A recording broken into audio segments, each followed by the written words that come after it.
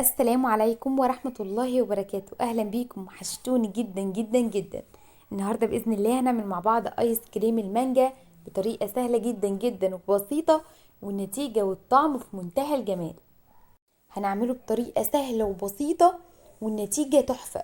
القوام والطعم بتاعه كريمي وغني وفي منتهى الجمال، وهنعمله بمانجا طبيعية. يلا بينا نسمي بسم الله ونصلي على اشرف خلق الله، وتعالوا نشوف هنعمل الايس كريم التحفه جدا جدا ده ازاي. بس قبل ما نبتدي الفيديو، لو اول مره بتشوفوني ما تنسوش تعملوا لايك للفيديو واشتراك في القناه عشان يوصلكم اشعار بكل وصفه جديده انا بنزلها. ويلا بينا نشوف الطريقه. اول حاجه انا معايا منجتين اتنين. انا كنت مفرزه المانجا ديت، فطلعت منجتين لحد ما يفكوا خالص. تمام، عشان بس اعرف اقطعهم كويس. وبعدين هجيب شفشق الخلاط احط فيه المانجا، اقطع المانجا كويس. هما مانجتين اتنين حجمهم متوسط، هحطهم في الخلاط. تمام، معايا هنا كريم شانتيه خام، تقدري تستخدمي محلى. هحط حوالي 4 معالق كبار من الكريم شانتيه. تمام تمام. وبعدين هحط معلقه كبيره من عسل الجلوكوز لو متوفر عندك، خلاص بيدي مطاطيه حلوه قوي. معلقه كبيره. وهحط عليهم نص كوبايه من السكر. لو انتي مش هتحطي عسل جلوكوز حطي كوبايه الا ربع من السكر. وهحط نص كوبايه من الميه عشان الخلاط بتاعي مش قوي قوي، لكن لو انتي الخلاط بتاعك قوي استغني عن الميه تماما. بس الميه بس عشان تساعد الضرب شويه. بعد ما ضربتهم كويس قوي القوام عامل زي الايس كريم السايح. تمام تمام. معايا كيسين من اكياس التلاجة، هبدأ ان انا اقسم الخليط دوت على الكيسين الاتنين. تمام. وبعدين اقفل الاكياس دي كويس، اربطها كويس، وبعدين احطها في الفريزر لحد ما تجمد. طيب انا كنت عامله الايس كريم دوت من بالليل، واشتغلت فيه الصبح على الساعه 10 11 الصبح. تمام، فانتوا ما تستنوش ان هو يجمد قبل 12 ساعه.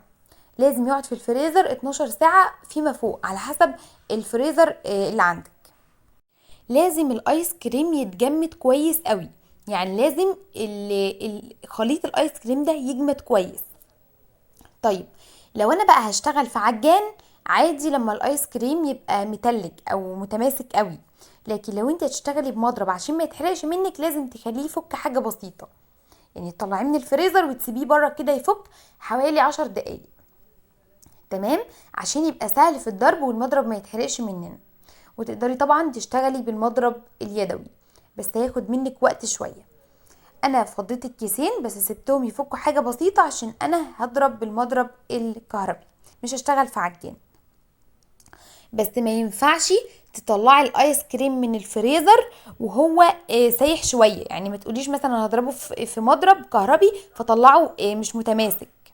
لا، لازم يتجمد كله كويس قوي في الفريزر وبعدين اطلعه بقى افكه على حسب الحاجه اللي انا هضربه فيها. قبل ما اضربه بالمضرب الكهربي برضو جبت الاسباتولا كده وبدات ان انا فتفت فيه كويس قوي، بحيث ان المضرب يضربه بسهوله، المضرب ما يتحرقش مني. ولازم اريح المضرب كل شويه كده. خلاص، بياخد منك ضرب حوالي 5 دقايق. طيب الخطوه ديت ليه؟ عشان ناخد المطاطيه اللي في الايس كريم. تمام، شايفين بقى شكله عامل ازاي؟ لونه بيفتح، تقدري تحطي لون لون طعام صحي مفيش اي مشكله. تمام، بس انا حابه لونه كده كان حلو جدا.